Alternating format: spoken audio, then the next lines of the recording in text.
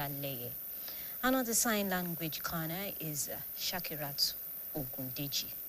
Governor Makinde emerged the party's consensus candidate during a presidential primary and unveiling ceremony held in Ibadan, the Oyo state capital. Details are covered by the governor's office correspondent Olalekan Sulaiman and presented by Abdurrafi Adibayev. The attention of members and supporters of the Allied People's Movement, APM, from across the country was focused on Ibadan, the Oyo state capital, as the party formally unveiled its consensus candidate for the 2027 presidential election, Engineer Seyi Makinde. Following his endorsement by APM chairmen from the 36 states of the Federation and the Federal Capital Territory, FCT, Governor Makinde was officially presented as the party's presidential flag bearer. The governor was subsequently presented with a certificate of return and handed the party's flag by the national chairman of the APM, Dr. Yusuf Dantale, signifying his mandate to lead the party into the 2027 presidential election.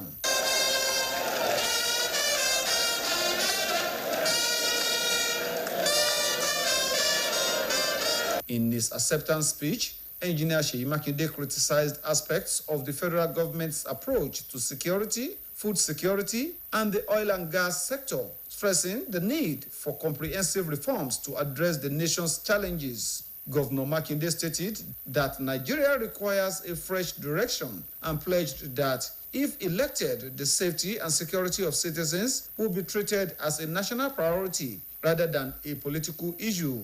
He assured Nigerians that his administration will focus on strengthening the security architecture and improving the welfare of the people. A new direction must be marked. A new direction that is built on competence, courage, accountability, and compassion for the people of Nigeria. As governor of Oyo State, I carry the painful burden of being called the Chief Security Officer. Yes, lacking constitutional control over the security agencies needed to fully confront this threat. The APM presidential candidate also emphasized the need for far-reaching reforms in the oil and gas sector, noting that repositioning the industry will be critical to economic growth and national development. Nigerians must be protected from arbitrary pricing and not have to bear the cost of the government's failure to secure our border.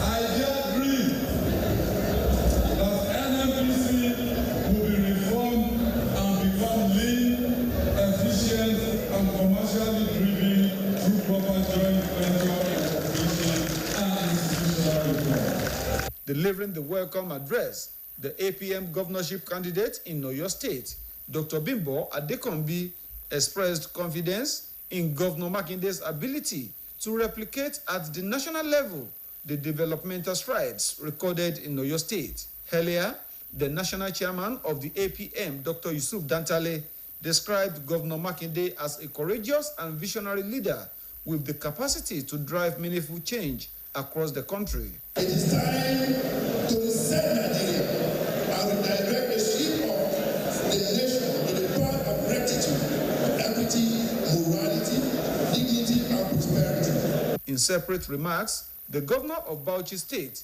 Senator Bala Mohammed, represented by his deputy, Mohammed Jatau, and the APM governorship candidate in Lagos State, Mr. Laja Adeoye, expressed confidence in Makinde's ability to transform the fortunes of Nigeria if elected president. They noted that his leadership style, political experience, and governance record demonstrates the capacity to tackle the nation's challenges and promote sustainable development. The exercise was monitored by officials of the Independent National Electoral Commission, INEC, led by Professor Sani Mohammed. Dignitaries at the event included the Oyo State Deputy Governor, Barrister Bayo Lawal, top government functionaries, political appointees, and other stakeholders, among them the chairman of the Broadcasting Corporation of Oyo State, BCOS, Chief Mrs. Dotun Olaiton. Meanwhile, the atmosphere was vibrant and filled with expectations as leaders, delegates and supporters of the Allied People's Movement, APM, converged in Ibadan, the Oyo State capital, for the party's presidential primary election. The event witnessed the emergence of Oyo State Governor Engineer Seyi Makinde as the party's consensus presidential candidate. Staff reporter Adebayo Abdurrafi was at the venue and now reports on some of the side attractions that accompanied the well-attended exercise. Movement around the popular Tuta Garden axis through Dandaru Junction and adjoining roads was significantly affected as delegates and supporters of the Allied People's Movement, APM, trooped into Ibadan for the party's presidential primary election.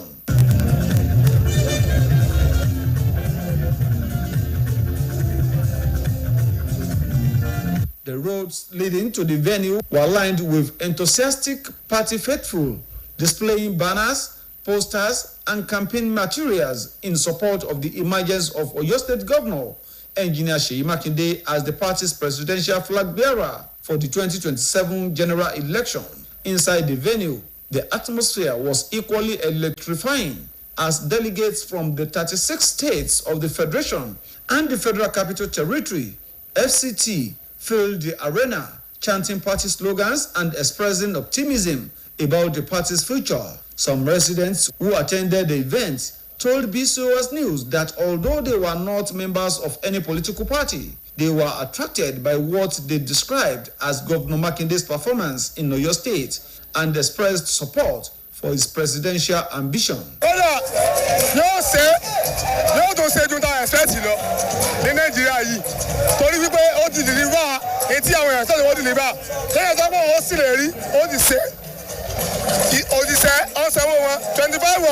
Every month. Oh yeah. Enti wọ́n ní kó ṣe ó tún ṣe jù bẹ́ẹ̀ lọ. Tó bá di president o ní ìròrí tèmi àti nígbà wọn tèmi Nàìjíríà dá.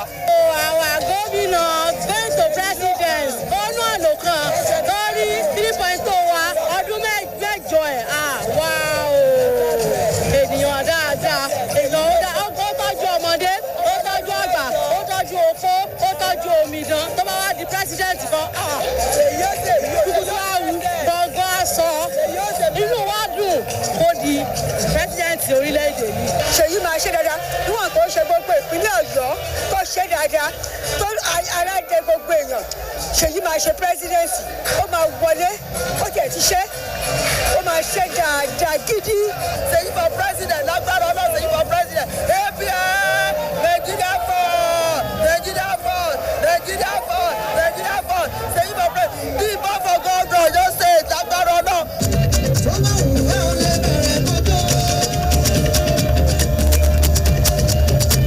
In separate interviews, former Oyo State Commissioner for Environment, Alhaji Majekodunmi Aborode, and former National Vice Chairman of the People's Democratic Party, PDP Southwest, Alhaji Tajuddin Oladipo, alongside other political stakeholders, described Engineer Makinde as a leader with the experience and capacity to address Nigeria's hydra-headed challenges. Seyi Makinde is a man of purpose, man of destiny, man of unlimited probabilities, whose God is crazy about. Nigeria should expect a new Nigeria with new eyes and new lenses, a country with confidence in itself in its future. That should be Nigeria of our dream under Engineer Seyi Makinde. We are in alliance with the APM.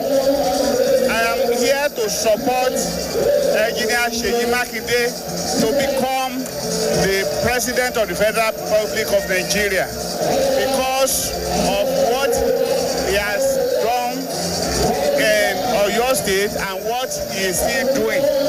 We believe if he becomes the president, Nigeria will be better for it. The colorful gathering also featured musical performances by notable artists, providing entertainment for delegates and guests through the event.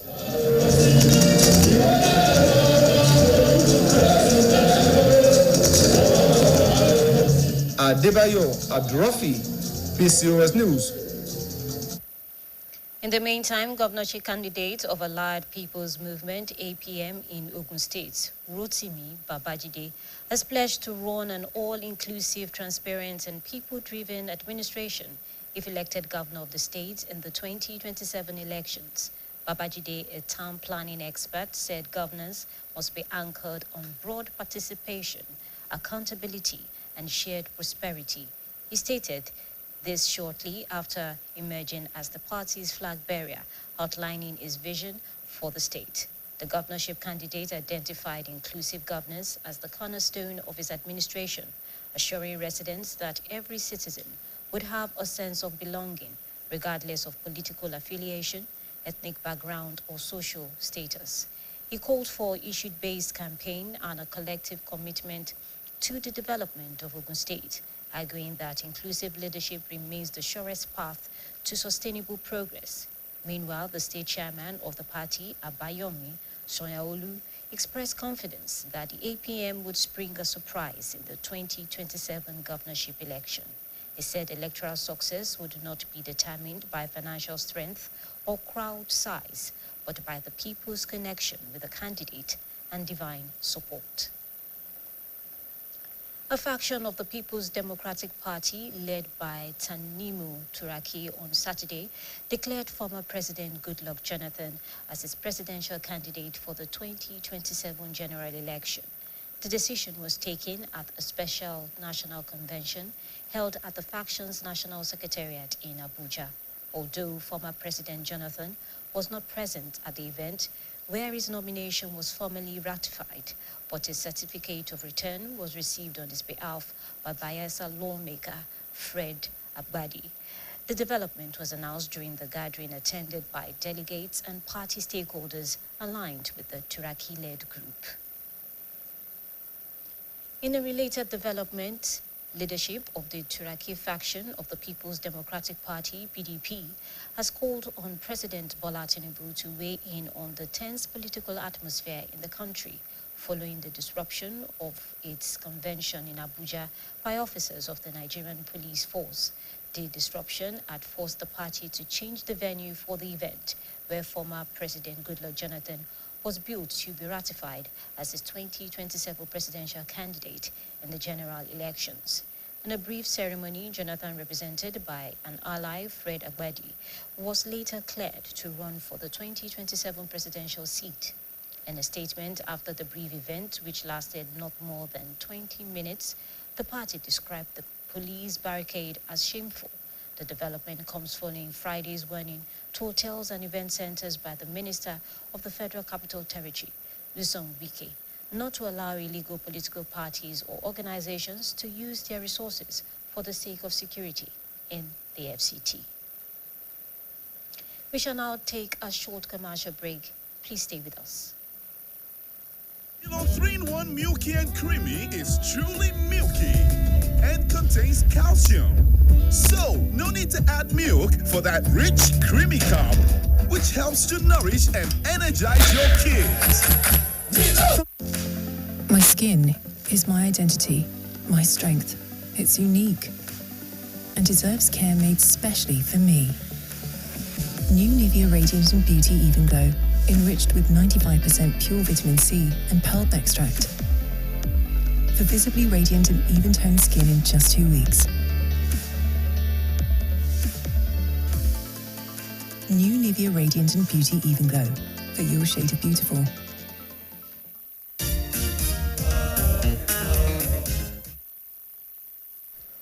Welcome back. The Nigeria Governors Forum, NGF, has disclosed that the state governors are proposing a new national minimum wage of 100,000 naira as part of ongoing efforts to cushion the effects of economic hardship on Nigerian workers. Chairman of the NGF and Governor of Kwara State, Abdurrahman Abdurrazak, made this known in a post shared on Facebook on Saturday, saying the proposal was informed by the rising cost of living, persistent inflation, and growing financial pressure on workers nationwide. According to him, state governments acknowledge the urgent need to improve workers' welfare in line with the prevailing economic realities.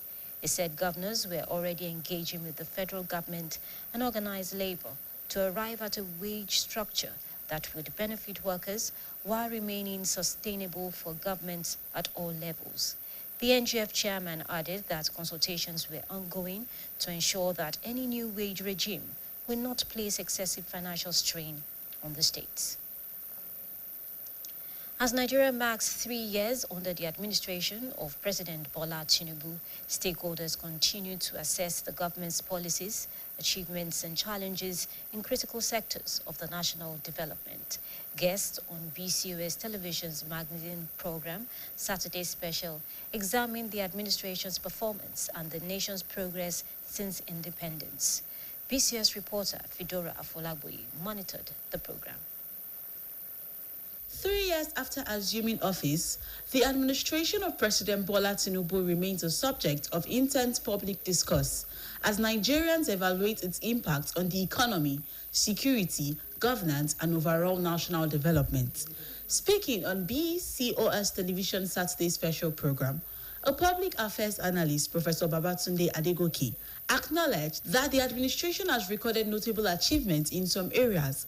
However, he noted that Nigeria is yet to attain the level of development expected more than 6 decades after independence. Professor Adegoke also traced some of the country's developmental challenges to policy decisions made in the early years after independence, particularly in the areas of long-term economic planning and investment attraction.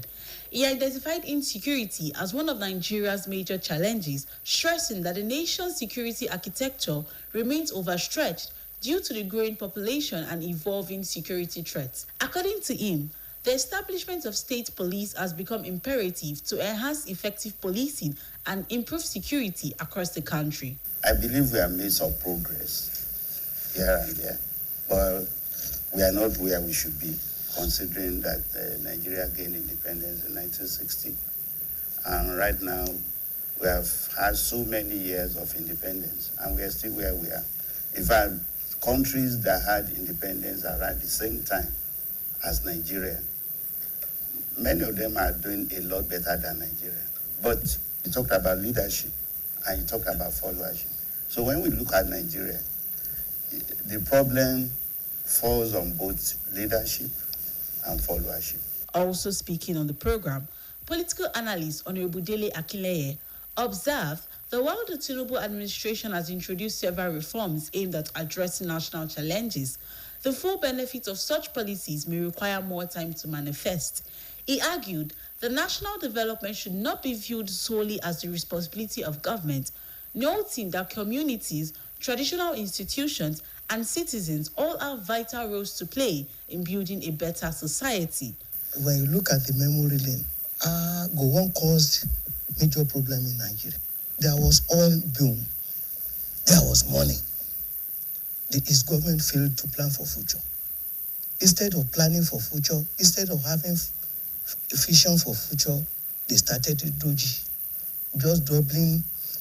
They started double the salary of every worker, making merriment. In the same country, they don't do that. They plan for future, bringing investors, industries that will benefit us in future. They didn't do that. The guest expressed optimism about Nigeria's future, maintaining that with the right policies, strong institutions, and sustained political commitment, the country can overcome its challenges and achieve meaningful socio-economic progress. Fidora Afolagboyi, BCOS News. The Oyo State Governor, Engineer Seyi Makinde, has approved the appointment of Mrs. Adenike Fashino as the new head of the State Civil and Public Service. The appointment was announced in a press release issued by the outgoing head of service, Mrs. Olubumioni. Mrs. Fashino, an indigene of Irua in Ibarakwahi's local government area, will assume leadership of the State Civil Service following the retirement of Mrs. Oni, who bows out upon attaining the mandatory retirement age in accordance with the extant civil and public service rules and regulations. Before her appointment, Mrs. Fashino served as permanent secretary in the Ministry of Finance and joined the Oyo State Civil Service as a statistician too in 2000, rising through the ranks. She is an alumnus of the National Institute for Strategic Studies and has received the State Merit and Productivity Award on 2 occasions. In a related development, Governor Makinde has also approved the appointment of 20 executive secretaries and general managers across the state civil and public service. Among those appointed is Mrs. Taiwo Adebowale, who has been named the general manager of the Broadcasting Corporation of Oyo State. The Oyo State government says it has recorded remarkable progress in the energy sector over the last 7 years through strategic investments aimed at expanding electricity access, improving street lighting, and attracting private participation in power generation. The Commissioner for Energy and Mineral Resources, Professor Dawood Shongodoyin, stated this while reviewing the achievements of Governor Seyi Makinde's administration since 2019. Awawu Ibrahim files in the report as presented by Adebayo Abdurrafi. The Commissioner for Energy and Mineral Resources in Oyo State, Professor Dawood Shongodoyin, says the energy sector in the state before 2019 was characterized by inadequate infrastructure and limited capacity to support economic and commercial activities across the state. According to him, the present administration identified critical gaps in electricity supply, street lighting, and access to energy, and responded with deliberate policies and strategic interventions to reposition the sector. Professor Shongodoyin explained that one of the flagship projects of the administration is the Light Up Oyo State project, which initially covered about 235 kilometers of road networks using diesel and gas-powered systems. He added that the project has since been expanded with solar-powered street lights, now covering about 84 kilometers across Ibadan, Oyo, and Ogbomoso zones. The Commission is live. The Commission has been up to the task as a sub-national electricity market developer, because we've opened through that commission, we've opened electricity market in the Oyo State to investors. And the focus of His Excellency on this is again to reduce the deficiency in electricity access by our people. We want to reduce that. We want to also to improve on the electricity supply into Oyo State. The Commissioner further disclosed that transmission infrastructure has been upgraded in areas such as Jericho, Yaganku, and other strategic locations to enhance electricity distribution and improve supply reliability. He maintained that the government remains committed to extend electricity to unserved communities while improving supply in underserved areas with the aim of making energy a catalyst for economic growth and industrial development. Professor Shongodoyin also noted that despite initial challenges, including infrastructural deficits and regulatory bottlenecks, the state government has continued to address such issues through collaboration with relevant stakeholders in the power sector. The excellence of the institutions that is in place now, that is sustainable, gives His Excellency a in this ministry. Because once the institution is in place, every other things will follow, like he rightly mentioned when he speaks to our people. So for me, once we have the institutions which is performing, of course, we'll get there in no time. And that's what I'm saying. By the end of December, we'll look at our books, be able to say, yes, we now have close to 210 megawatt for different places, communities, enjoying facilities, electricity supply in Oyo State. I didn't mention the issue of gas. We also have an achievement. We have an MOU with Shell that will help us to have the gas distributed across Ibadan. Observers say Oyo State's energy reforms reflect the increasing role of subnational governments in electricity generation and distribution under Nigeria's evolving decentralized power framework. As implementation of the projects continues, stakeholders believe sustainability, efficiency, and stable electricity supply to homes and businesses will remain key measures of success.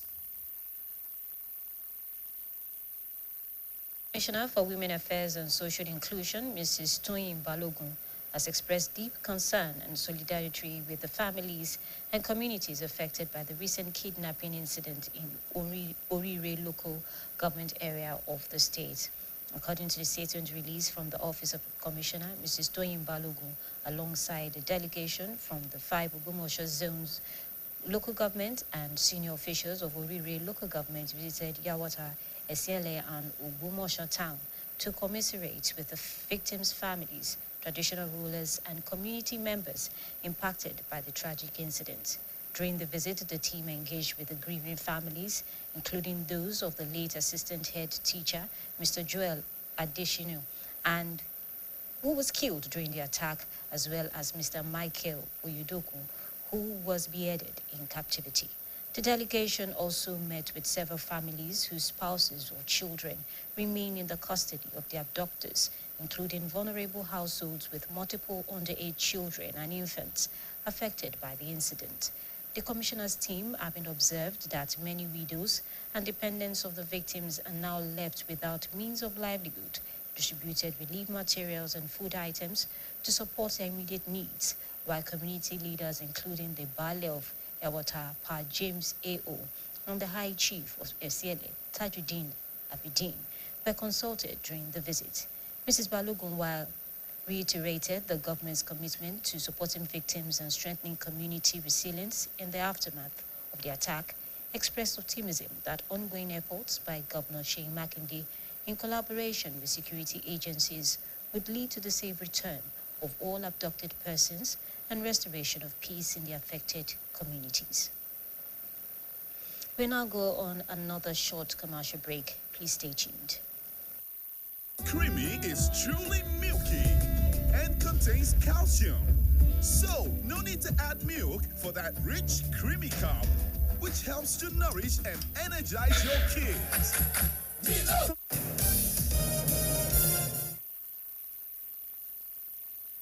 Welcome back.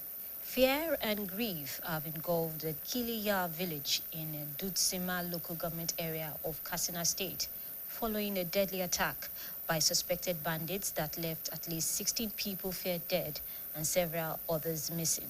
The tragic incident reportedly occurred on Friday afternoon shortly after residents had concluded Jumat prayers and were gathered in celebration of the Idil Kabir's festivities when armed assailants stormed the community and opened fire indiscriminately.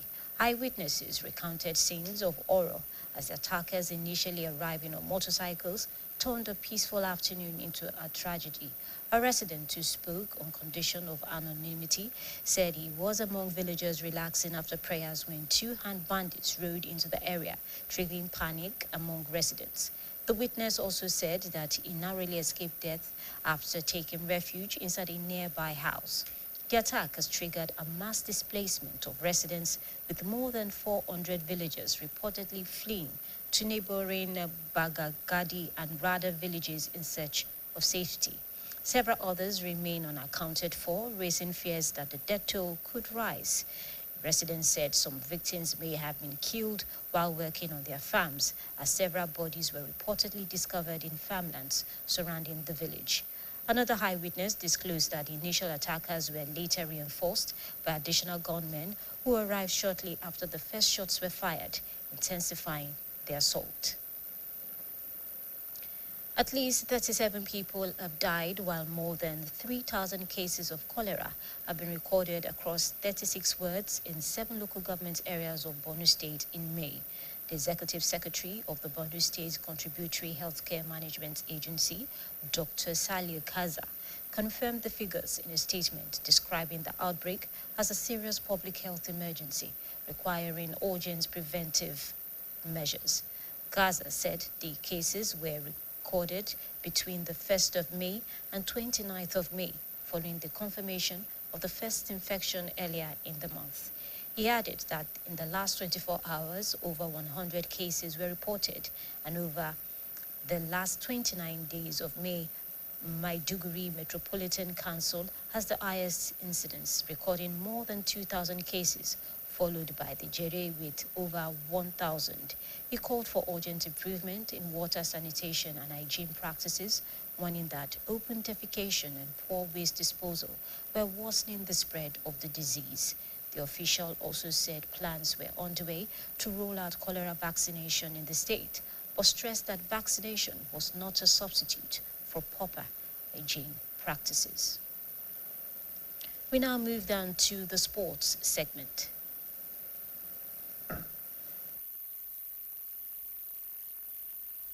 Good evening and welcome to the sports segment.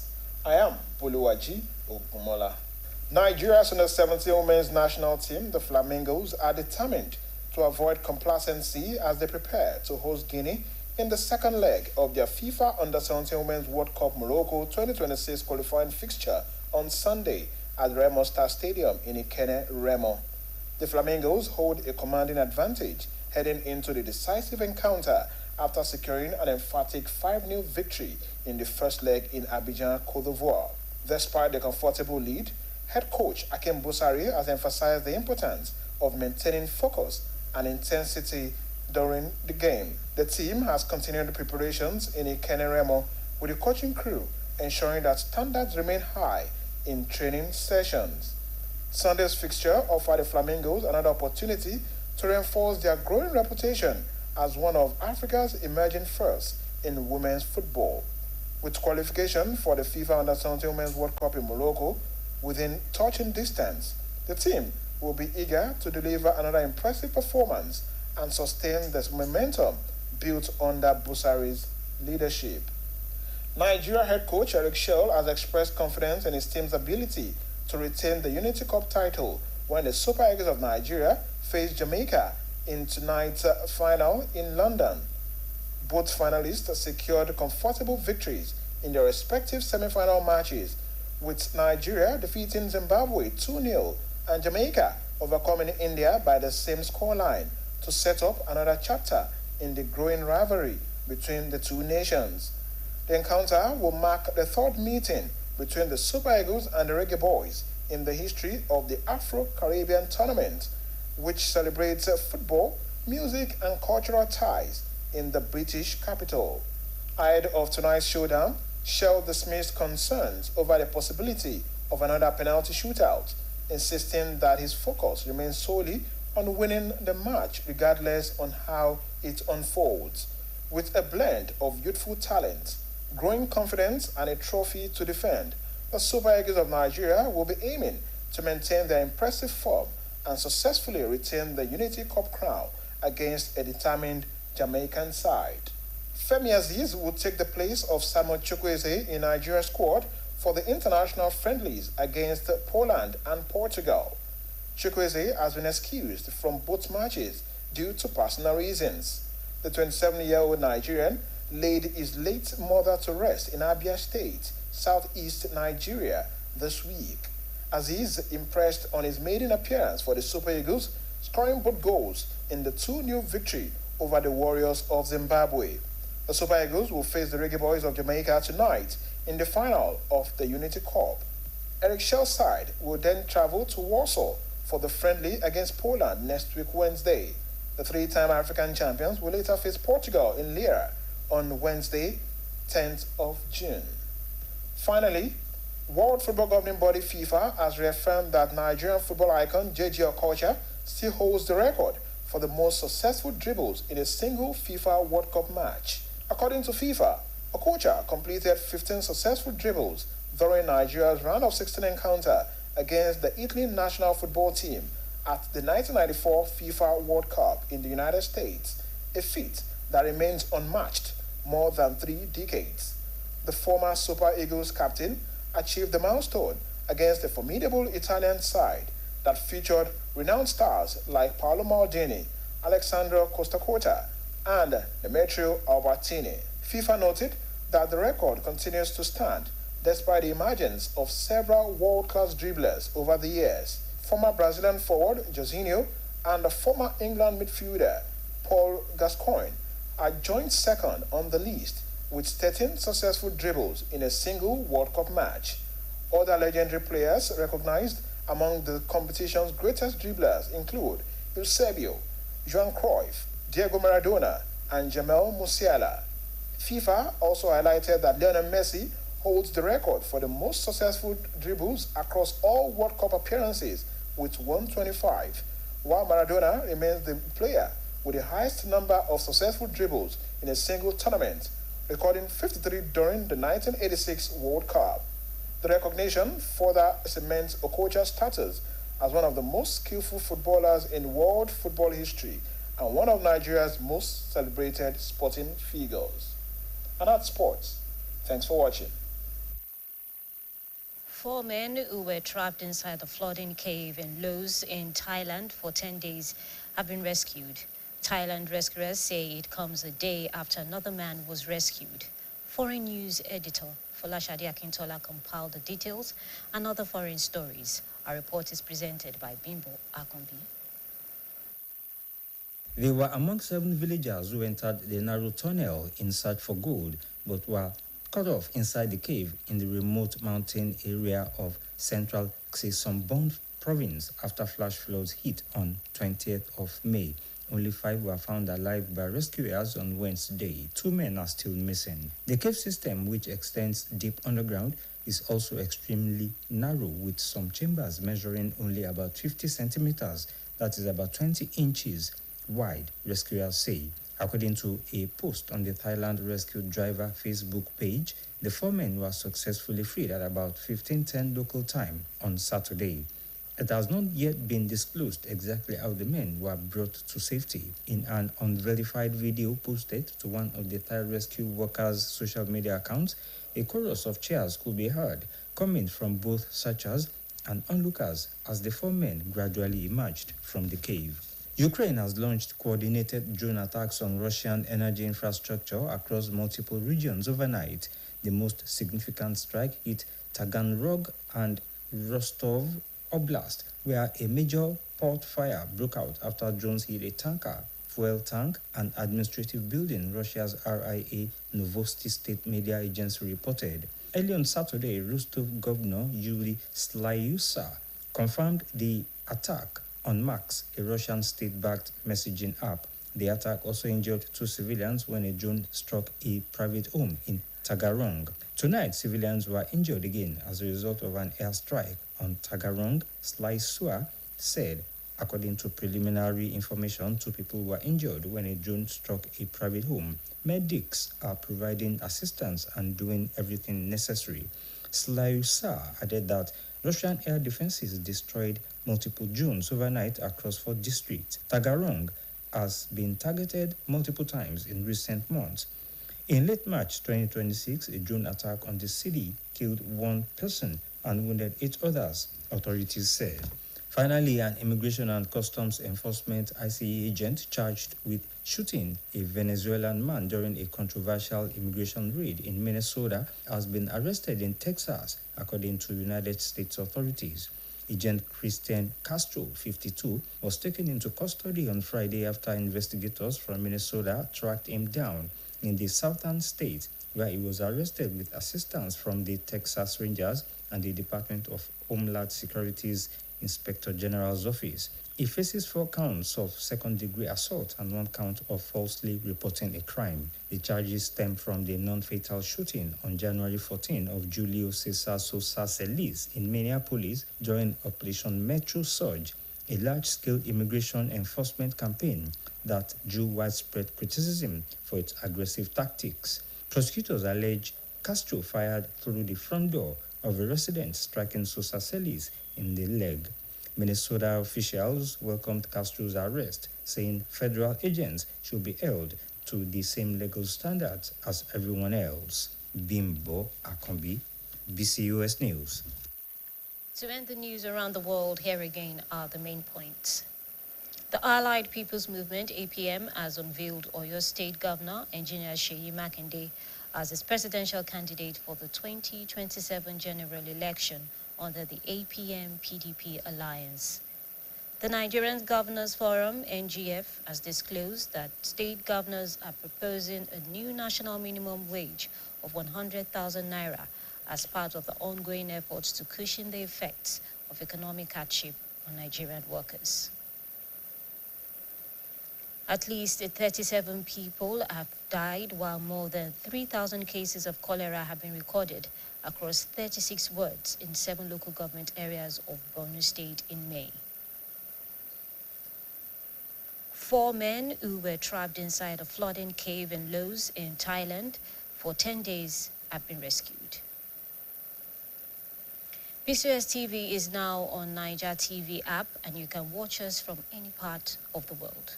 Also, BCOS website is live, and kindly visit www.bcostv.com. You can also reach us on GoTV channel 134 and channel 113 on StarTimes. Now, before I go, if you see something suspicious, alert the authority for timely response. Be vigilant. And that's the end of the news around the world. Thank you for watching.